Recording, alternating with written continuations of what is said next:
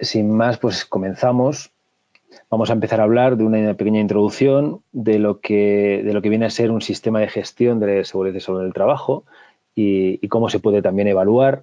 Al final, esta evaluación del sistema de gestión pues podría ser como una mini auditoría interna que realizamos a nuestra propia empresa, ¿no? A nuestra propia compañía. ¿Cómo se determina la valoración del riesgo? Conforme a probabilidad consecuencia, que es como se va a determinar prácticamente en casi todas las matrices de riesgo. Vamos a ver un ejemplo de evaluación de riesgos, planificación preventiva, en qué nos tenemos que fijar y hablaremos un poquito de la cultura preventiva que, bueno, pues que siempre es la que hace mejorar lo que es la prevención de riesgos y la seguridad y salud en el trabajo en las compañías. En cuanto a la introducción, pues voy a empezar con esta frase, que es muy, muy elocuente, ¿no? Pues que los planes son inútiles, pero la planificación lo es todo. O sea, pues no sirve de nada hacer muchos planes sin planificar.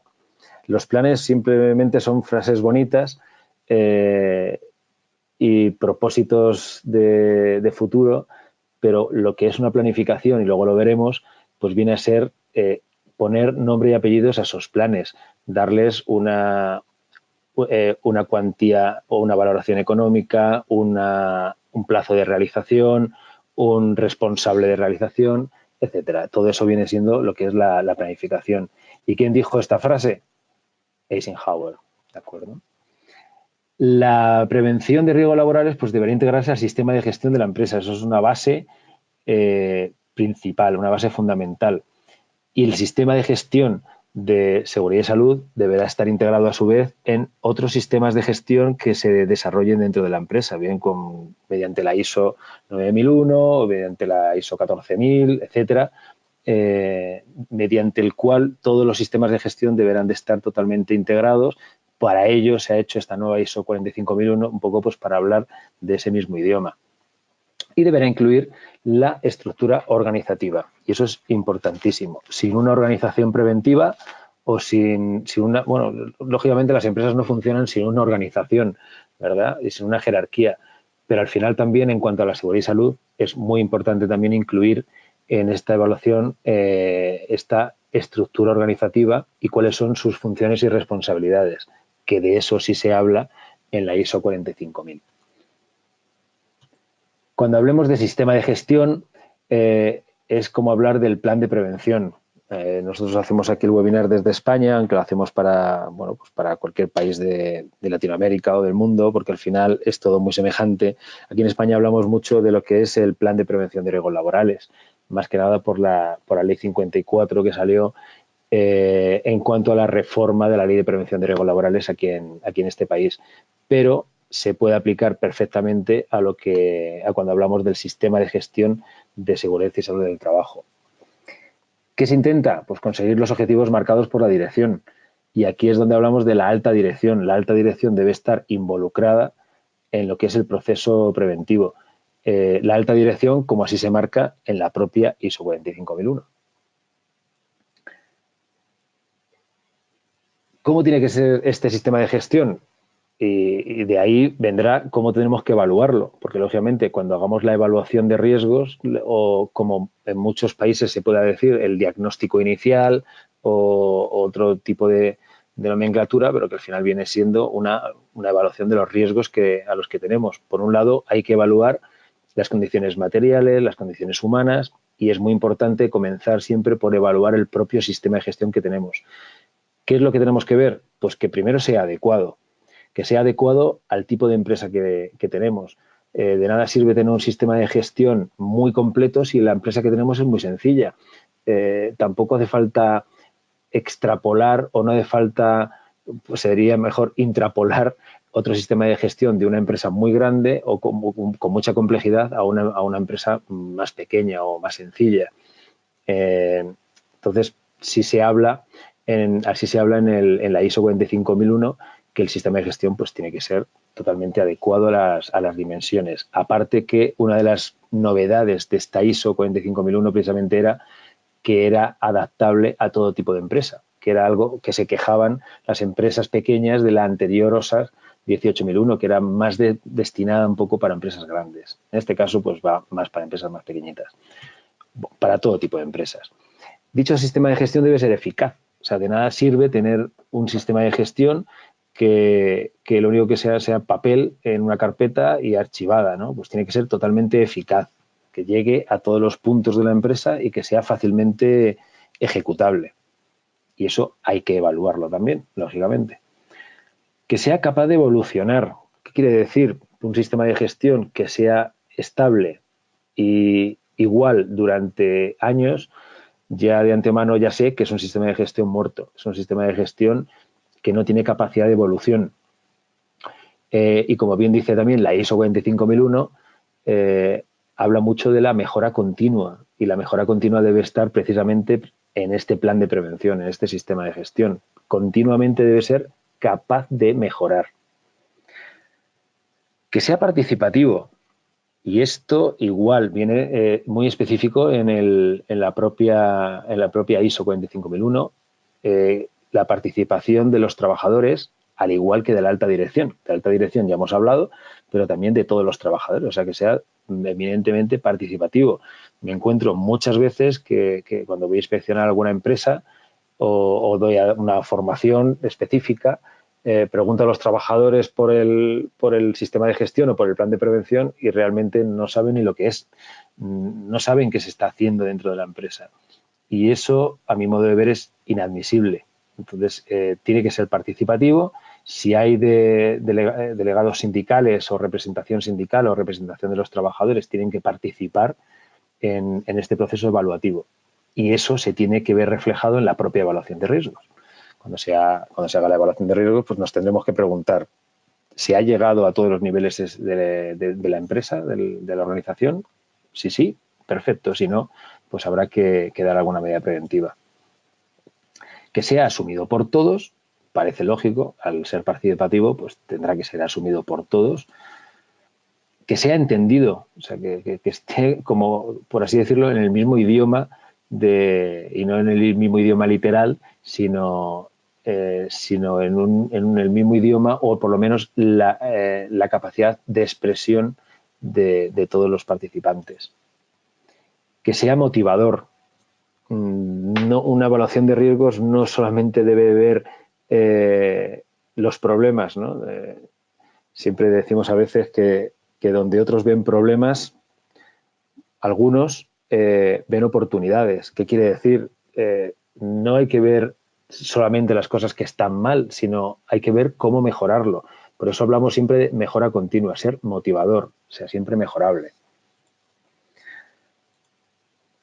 El contenido, en cuanto a la seguridad y salud en el trabajo, pues va a ser, primero, vamos a evaluar que se tenga política, que la política preventiva esté asumida por la alta dirección y que esté difundida por todos los trabajadores, pero sobre todo que sea la alta dirección la que promulgue esta política preventiva.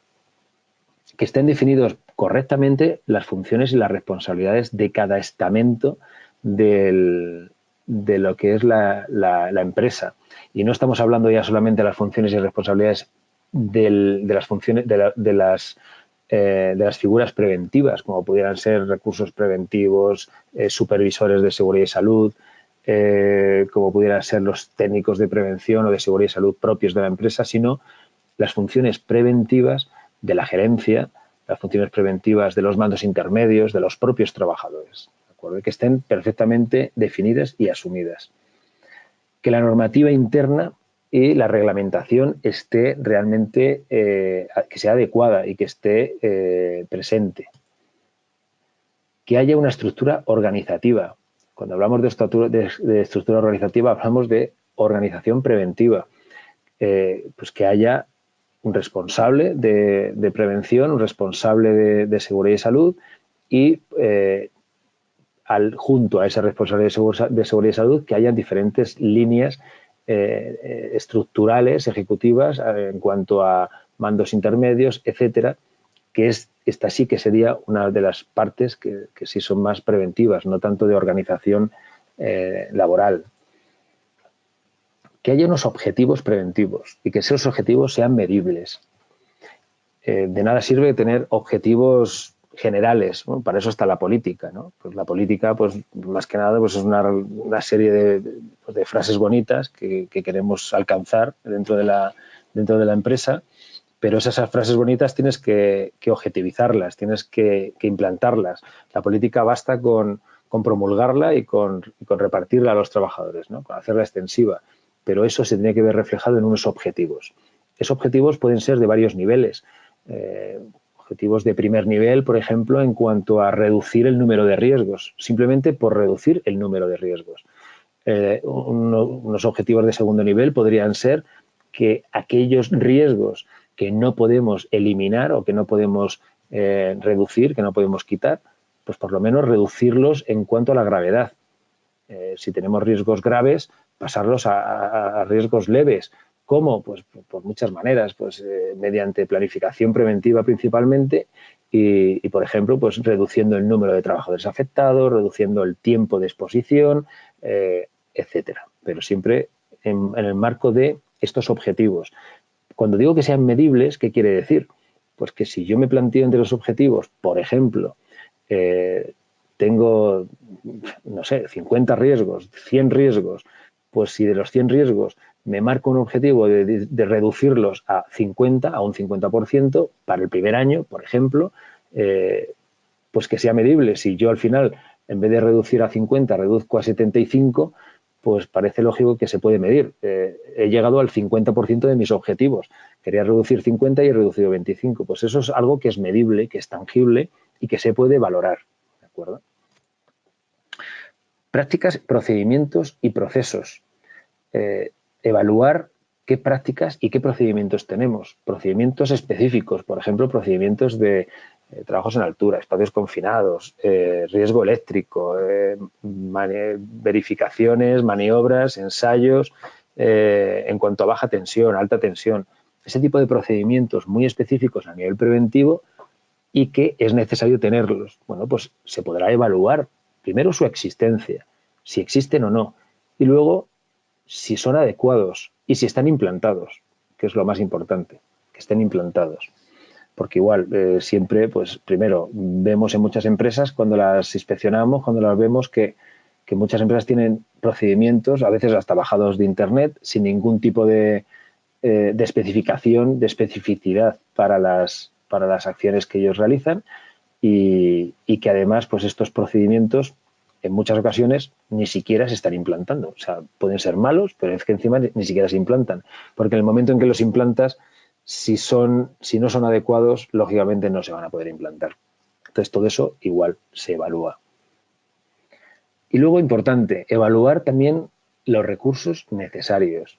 Definir qué recursos necesitamos. Si necesitamos pues supervisores, si necesitamos recursos materiales o necesitamos recursos humanos. Importante. La aprobación del plan es fundamental.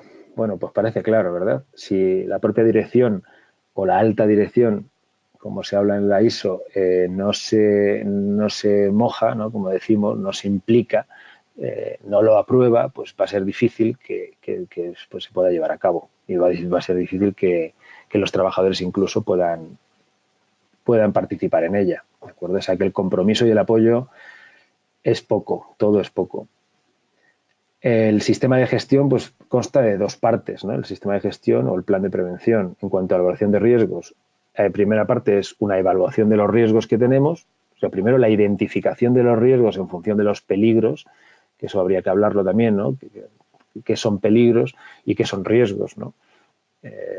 Siendo el peligro la fuente del riesgo. Y luego la planificación preventiva. Una vez que identificamos esos riesgos, los evaluamos y planificamos una acción correctora que ya veremos que pueden ser de muchos tipos. La evaluación del riesgo, bueno, pues principalmente nos centramos generalmente en dos tipos de evaluación de riesgo. Por una parte, los riesgos generales del centro de trabajo. Nos fijamos en las condiciones materiales, las condiciones del entorno.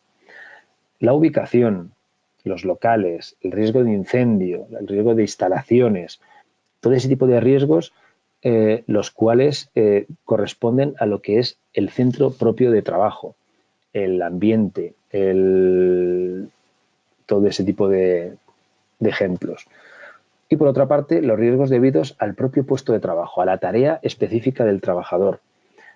Y marcamos esta diferenciación, aunque en numerosos métodos de evaluativos lo suelen mezclar, ¿no? Y no lo suelen separar, lo suelen integrar en una misma evaluación. A mí me gusta particularmente este método porque, por un lado, al evaluar los riesgos del centro, propiamente dicho, te puede dar una noción de los riesgos a los que están expuestos tanto los trabajadores de sus puestos de trabajo como otros trabajadores o partes interesadas que puedan llegar al centro de trabajo, ¿no? Como por ejemplo gente o trabajadores de otras empresas, inspecciones, coordinación de actividades entre empresas, etcétera. Entonces, por un lado ya identificas los riesgos del centro como tal y luego nos especificamos más en lo que es el puesto de trabajo.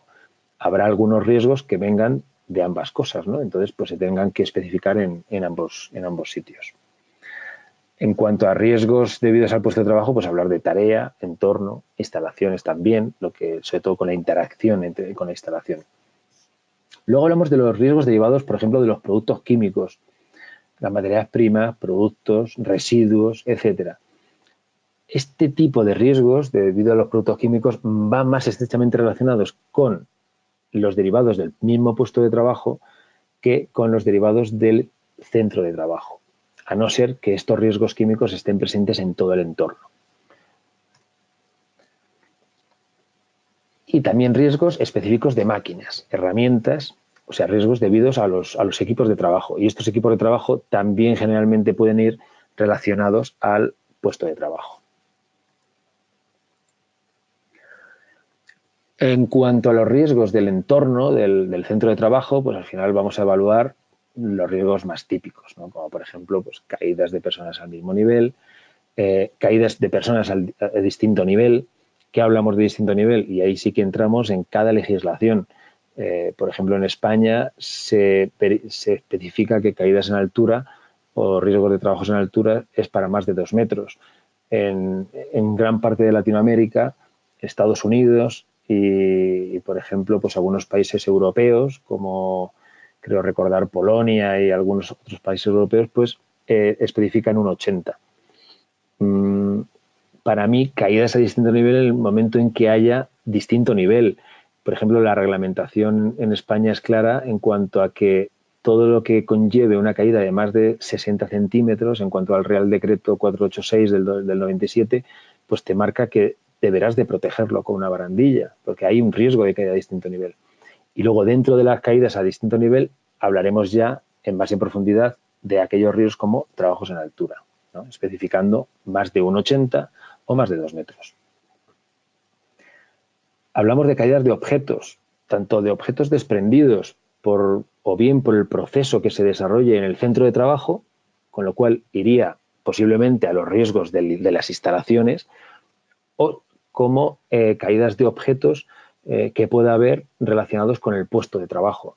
Si tenemos, por ejemplo, una fábrica donde disponemos de puentes grúa, pues no sé si en todos los sitios se especifica igual el puente grúa, pero bueno, pues estas grúas que van por raíles, que van sujetos a los laterales, bueno, pues en principio iría hacia el puesto de trabajo, ¿no? El puesto de trabajo es el que está manipulando este puente grúa y estos objetos desprendidos pues serían de posibles caídas o golpes con objetos en este caso, ¿no? Otra cosa sería que parte de las instalaciones estuvieran en mal estado y ahí sí iría a la parte de instalaciones, ¿no?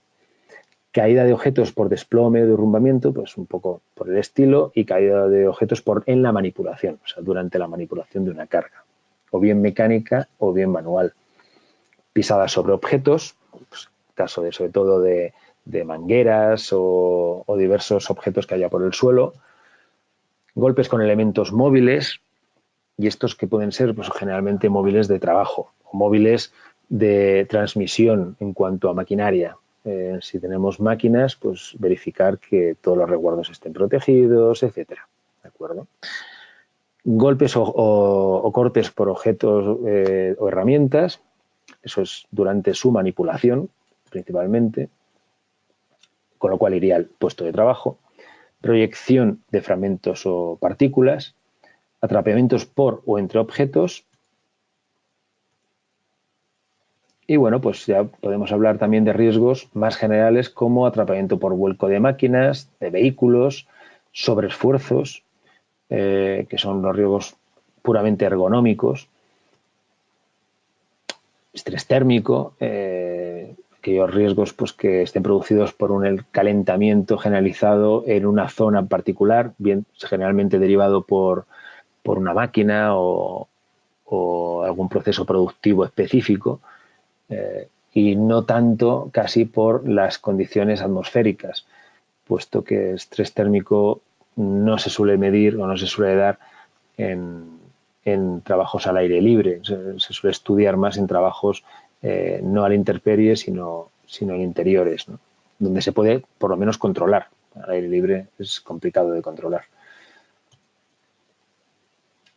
Hablaremos también de contactos eléctricos, especificando contactos eléctricos directos, indirectos o arco eléctrico, que son los tipos de contactos eléctricos que podemos tener. ¿De acuerdo? Importante. En la evaluación de riesgos verificaremos, primero, el peligro siempre existe, ¿no? En el momento en que hay electricidad existe el peligro. El riesgo existirá en el momento en el que se haga una manipulación de esta corriente eléctrica o de estas instalaciones. Lo que tendremos que tener es el riesgo controlado. En el caso de que no tengamos el riesgo controlado, pues pasaremos a dar una medida preventiva o una planificación. Contactos con sustancias cáusticas, corrosivas, exposición a radiaciones. Hablaremos también, tendremos que hablar de posibilidad de accidentes de tráfico, de explosiones, de incendios, accidentes causados por seres vivos, atropellos, golpes o choques con vehículos dentro de las instalaciones, especialmente con vehículos de manutención, tipo carretillas elevadoras o máquinas excavadoras, etcétera. Por un lado, evaluamos de todos estos riesgos que hemos visto la severidad o las consecuencias, ¿no? En función del sitio, pues se habla de severidad o de consecuencias. Cuando hablamos de una severidad baja, hablamos de lesiones sin baja laboral o hablamos de disconfort, pues pequeños golpes, magulladuras pequeñas, irritación de los ojos, dolores de cabeza, etcétera. O sea, son una severidad, unas consecuencias bajas de un riesgo. Pasamos a severidad media, cuando las lesiones pues, con baja laboral, sin secuelas o patologías que no comprometan la vida, ¿no? Lógicamente, pero que ya empiezan a ser un poco más importantes. Laceraciones, quemaduras, conmociones, torceduras importantes, fracturas menores, dermatitis, trastornos musculoesqueléticos, golpes más importantes, pero siempre y cuando no comprometan en ningún caso la vida o la calidad de vida del trabajador, lógicamente, no solamente la vida. Y aquellas severidades altas son aquellas que se puedan producir pues, lesiones que provocan secuelas invalidantes o patologías que puedan acortar la vida, por ejemplo, amputaciones, fracturas mayores, intoxicaciones, lesiones múltiples, sordera, cáncer, enfermedades crónicas, todo lo que son enfermedades profesionales también se podrían meter en severidad del daño alta. En cuanto a la probabilidad de que ocurra, ¿no? Para cerrar un poco la matriz del riesgo, hablamos de una probabilidad baja si el daño es posible, pero que es difícil que se produzca mientras que se mantengan las actuales circunstancias. Y con probabilidad baja, pues hay cantidad de evaluaciones, ¿no? Porque, bueno, es posible, o sea, la posibilidad cero no existe en muchos casos, pero manteniendo las condiciones que tenemos, hay muy, muy bajas probabilidades de que ocurra. Solamente puede variar esta probabilidad en el caso en que se cambien las condiciones laborales. Entonces ahí ya podríamos pasar a una probabilidad media, ¿no? Se pueden suceder en algunas ocasiones o alta en que el daño ocurrirá siempre o casi siempre mientras se mantengan las actuales circunstancias. Y sí es más complicado tener una probabilidad alta de un daño. A veces nos confundimos a la hora de evaluar y cuando vemos un riesgo que con unas consecuencias muy graves, tendemos a dar también una probabilidad muy alta y no tenemos que confundirlo, ¿no? O sea, que una caída en altura, por ejemplo, tenga unas consecuencias altas, bien porque nos vemos un poco sugestionados o porque nos parece que va a ser mejor, pues le damos también una probabilidad alta. Y no, generalmente las caídas en alturas se dan en muchas ocasiones, pero lo más notorio sobre todo es la consecuencia, ¿no? Tendremos que hacer una estimación del riesgo. Entonces, conforme a las consecuencias y a las probabilidades que hemos determinado, pues para probabilidad y consecuencias bajas, pues el riesgo sería un riesgo trivial. Y entramos en que, bueno, esto es una matriz de riesgos muy sencilla. Hay matrices de riesgo mucho más complicadas, como por ejemplo matrices de riesgo medioambiental, para impacto de riesgo ambiental o incluso también riesgos laborales en muchos métodos, que las consecuencias a la vez se dividen en cada baja en varias o cada media. Entonces las matrices pueden ser de 3x3 o de 6x6 o como se quiera, ¿no? Lo que pasa es que a veces el intentar acotar tanto o el intentar dividir cada parte en tantas partes, pues puede ser más complicado a la hora de un poco de acertar, ¿no? De dar con el valor real. Para consecuencias y probabilidades medias, pues decimos que el riesgo es tolerable. En baja y alta, moderado; baja y media, tolerable; media y media, moderado; importante, cuando hay ya alta y media; y ya intolerable, cuando ambas son altas. El que sea intolerable no quiere decir que algo importante no sea intolerable, lógicamente.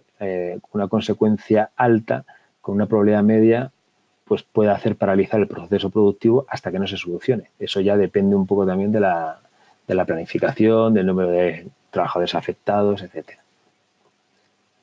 Si es algo trivial, en principio no requiere acción específica. Si es tolerable, pues requiere una mejora, pero que se puede ir haciendo con el tiempo. No hace falta modificar el proceso productivo.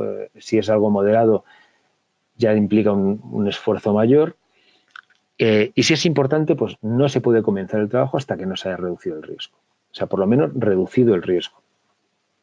Si es intolerable, ni comenzar ni continuar. ¿Cómo se evalúa el riesgo? Bueno, pues es un proceso complejo, como decimos aquí. Se obtiene información necesaria para que el empresario pues esté en condiciones de tomar una decisión apropiada. ¿De acuerdo? ¿Documentación que forma parte de la evaluación de riesgos? Bueno, pues hablaremos primero, tendremos que hacer una identificación de la empresa, una identificación de las áreas de trabajo, importantísimo, dónde se realiza el trabajo. Para ello, si evaluamos un puesto de trabajo, definiremos las áreas donde va a estar ese trabajador o ese puesto de trabajo en dicho proceso. De esa forma, podremos cruzar los datos de los riesgos de las instalaciones con los datos de los riesgos de los puestos de trabajo y que sean acumulativos. Si, por ejemplo, evaluamos una empresa donde tenemos una fábrica y una oficina, bueno, pues por un lado, los trabajadores de oficina tendremos que definir dónde trabajan. Si hay algún puesto de la oficina que baja a la zona de fábrica, estará expuesto también a los riesgos de fábrica. Si no, no. Entonces es muy importante identificar el área de trabajo. Identificación de los puestos de trabajo, riesgos presentes en cada puesto, resultados de la evaluación de los riesgos, importante, medidas correctoras y preventivas procedentes, trabajadores afectados por puesto de trabajo. O sea, habrá que hacer una enumeración de todos los trabajadores de cada puesto de trabajo para ver qué riesgos les afectan individualmente. Porque no cabe duda que especialmente aquellos riesgos que pueden originar enfermedades profesionales, pues tenemos que tener un listado exhaustivo de los trabajadores que tienen este tipo de exposición. Y criterios y procedimientos y métodos empleados, ¿no? que en el proceso productivo. ¿Qué vamos a recopilar cuando estamos evaluando un riesgo o estamos evaluando un puesto de trabajo? Primero, las tareas a realizar. ¿Qué hace durante cuánto tiempo y con qué frecuencia. Eso es muy importante para ver realmente el nivel de exposición que tiene el trabajador o ese puesto de trabajo a X riesgos. Bien puede ser ruido o puede ser agentes químicos, entonces es importante saber qué duración tiene. ¿Qué formación han recibido los trabajadores? Y evaluar si la formación que han recibido es adecuada o no es adecuada. Los lugares donde se hacen los trabajos, lo que habíamos dicho antes, ¿no? Pues que es necesario saber dónde se trabaja para ver qué riesgos añadidos hay, además de los del puesto de trabajo. Procedimientos de trabajo existentes, cuáles tenemos, para saber cuáles nos faltan. Si, por ejemplo, tenemos un puesto de trabajo, pues, no sé, una fábrica de pintado, de pintura, o donde tienen que entrar en ocasiones los trabajadores a espacios confinados, pues tendremos que evaluar si existe ese procedimiento específico y si está llevando a cabo. Trabajos habituales y ocasionales. Habrá algunos puestos de trabajo y digas, bueno, pues habitualmente se hace esto y ocasionalmente o frecuentemente o de forma puntual pues se hacen otros. Entonces también es importante identificarlos. Ver qué instalaciones, qué maquinaria y qué equipos afectan al puesto de trabajo, qué herramientas manuales, si se dispone o no de instrucciones de fabricantes o instaladores. Es importante tener estas instrucciones al día y siempre en el idioma del país en el que se está regulando. O sea, no vale con tener unas instrucciones de maquinaria o fichas de seguridad de productos químicos en un idioma que no es el oficial, ¿no? Que no es el que se entiende por el propio trabajador. En muchas ocasiones tendemos a importar pues ficha, o sea, maquinaria o importar productos químicos y pueden estar la normativa, si estamos en un país de habla hispana, pues no debería de estar de habla inglesa o de habla alemana, ¿no? Por ejemplo. Dimensiones, texturas, pesos de cargas a manipular, lógicamente, para evaluar los riesgos por manipulación manual de carga, y distancias y alturas a recorrer. Bueno, es parte de qué energías utilizadas hay en el puesto de trabajo, si se utiliza energía eléctrica, neumática, energía mecánica, hidráulica, qué materias primas tenemos, qué subproductos, qué residuos van a generar, si hay alguna medida de control existente, por ejemplo, medidas de control en cuanto a equipos de protección personal o individual, si son adecuadas. Volvemos, la información y formación preventivas previas. Si ha ocurrido algún accidente previamente en ese puesto de trabajo, pues es importante también identificarlo en la misma evaluación de riesgos, porque nos va a dar sobre todo un valor en cuanto a que nos va a dar algo de información, ¿no? de los riesgos que nos podemos encontrar. La organización del trabajo, requisitos de la legislación vigente, pues también, ¿no? Que tenemos que dar una referencia legislativa. Si estamos evaluando riesgo eléctrico, pues tendremos que hablar del reglamento. Por ejemplo, en España tenemos el reglamento, el Real Decreto 614 del 97 en cuanto a riesgos y medidas preventivas de riesgo eléctrico. O, por ejemplo, si estamos en México, pues el reglamento federal de electricidad. Bueno, pues cada país pues tendrá los suyos, ¿no? Ahora mismo no me lo sé de memoria todos, pero vamos. Tipos de evaluaciones, pues tenemos evaluación inicial por cambio en proceso, evaluación por daños a la salud, por algún accidente originado, evaluaciones por sensibilidades y evaluaciones específicas. La evaluación inicial, pues es una primera fotografía de la empresa y debemos considerarlo como no inamovible. Una evaluación inicial es inicial. Quiere decir que deberíamos mejorarla, bien al año siguiente o a los meses, pero es una fotografía inicial de las condiciones de trabajo de una empresa. Dará lugar a unas acciones correctoras y debe ser objeto de revisión sistemática. Cuando hablamos de evaluación por cambios en proceso, bueno, pues cuando se adquiere una nueva maquinaria, cuando se modifica un proceso productivo, cuando haya cambios en las materias primas, en los subproductos, cuando haya un cambio en los residuos, por ejemplo, bueno, pues ahí habrá que hacer una nueva evaluación de riesgos o una pequeña modificación a la ya existente inicial en función de las dimensiones de estos cambios. Eso también habrá que valorarlo. Evaluación por daños a la salud. Pues siempre que haya un accidente de trabajo, una enfermedad profesional nueva, o bien en nuestra empresa, en nuestro proceso productivo, o incluso bien en el mismo sector, porque hay muchas veces que se ha podido originar pues, una enfermedad profesional derivada a mi sector, pero que no se ha detectado en mi empresa, se ha detectado en otra empresa. Bueno, pues habrá que hacer una revisión de esta evaluación, por lo menos en la parte que a ello corresponde. Evaluación por sensibilidades. Hablamos de sensibilidades. Cuando decimos sensibilidades, nos referimos especialmente a tres partes, a tres patas, ¿no? Hablamos, por ejemplo, de maternidad y cómo puede afectar el puesto de trabajo, que puede ser seguro o con unos riesgos controlados para la población general, pero cómo puede afectar diferente a madres embarazadas, ¿no? O que están en proceso de crianza de sus hijos, ¿no? Pues entonces puede afectar de alguna forma, pues hay que contemplarlo, sobre todo en cuanto a riesgos por vibraciones, riesgos por agentes químicos, temperaturas extremas, etcétera, ¿no?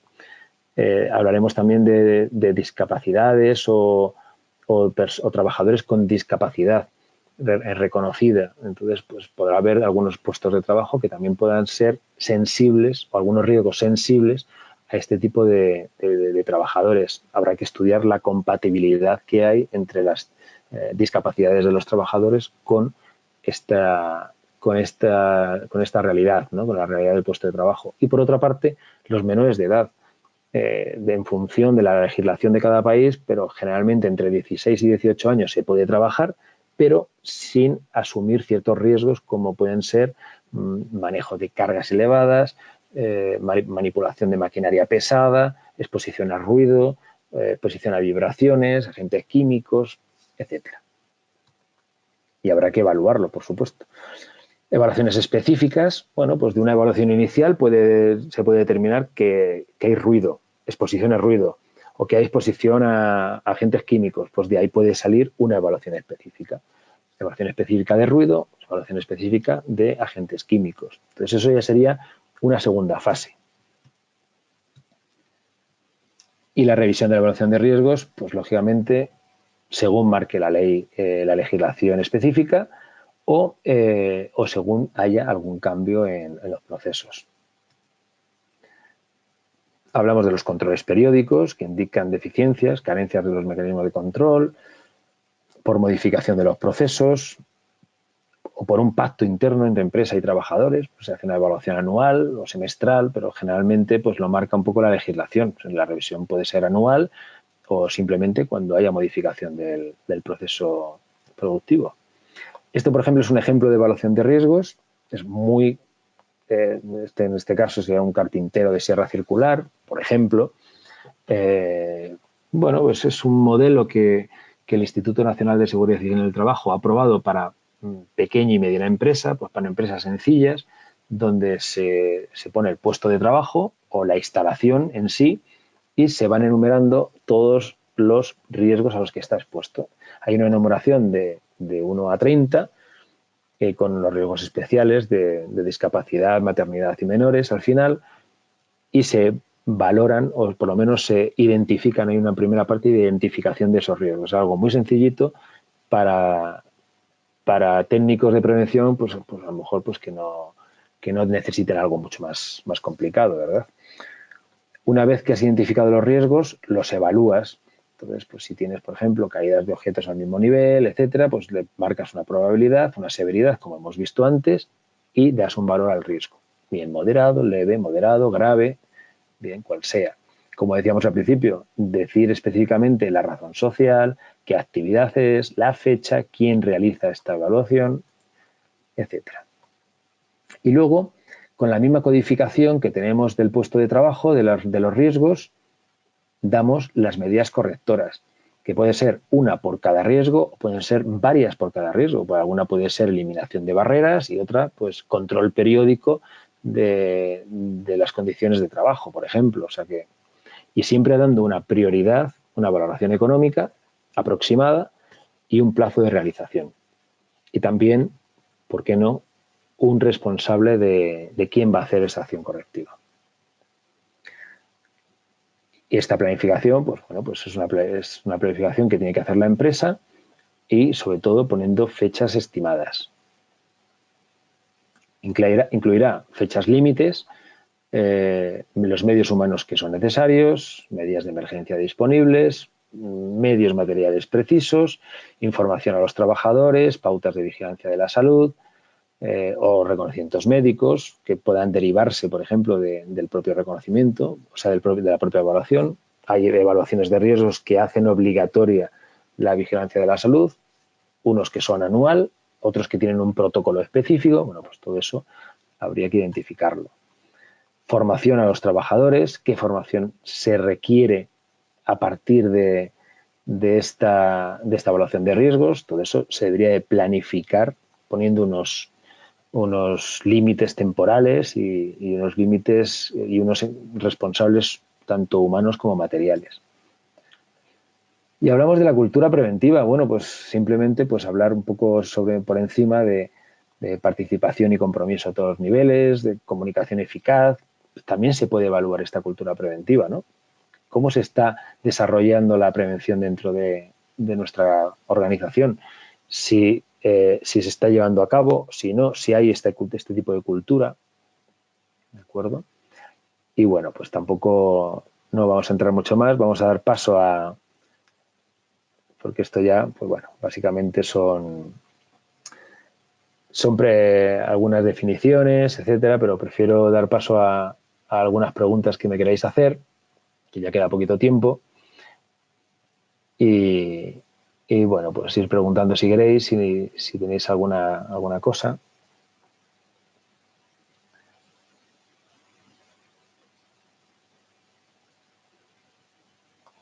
Vamos a ver.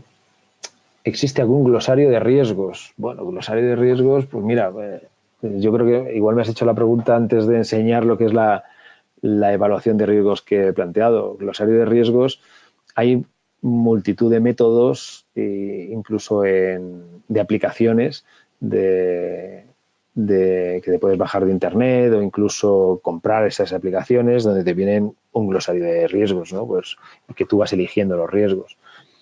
Yo siempre prefiero, en evaluaciones un poco más complejas, no hacer ese glosario, sino bueno, en base a tener una serie de riesgos estipulados, ir eligiéndolos, pero personalizarlos un poco, ¿de acuerdo?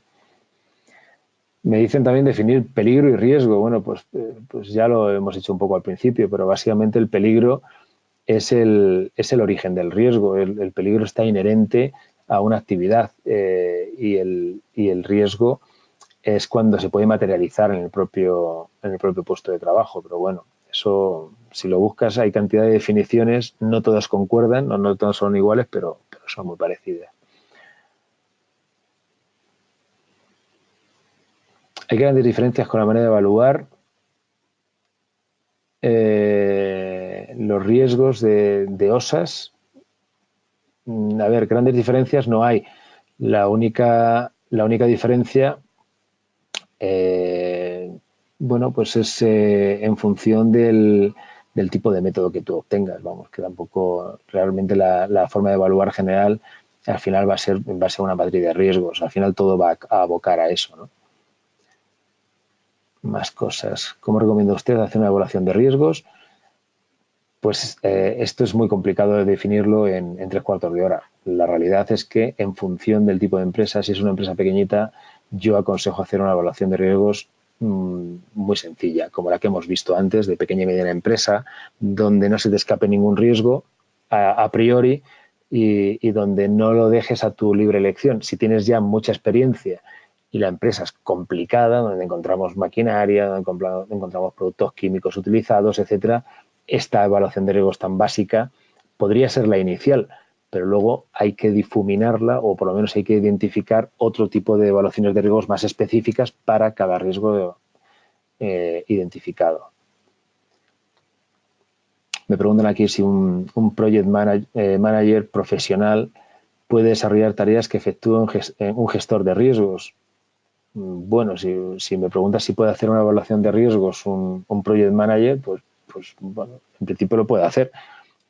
Lo que no sé es si dentro de la legislación de tu país es aceptado, o sea, que pueda hacer esa evaluación de riesgos. Por ejemplo, en España, para empresas sin riesgos grandes, para empresas que no están catalogadas como peligrosas o con riesgos elevados, te dejan que el propio, incluso el propio empresario o que el empresario designe a un trabajador sin ninguna formación en prevención de riesgos, salvo la básica, la formación básica, que suele ser de unas 60 horas, pues que esa persona pueda hacer esa evaluación de riesgos.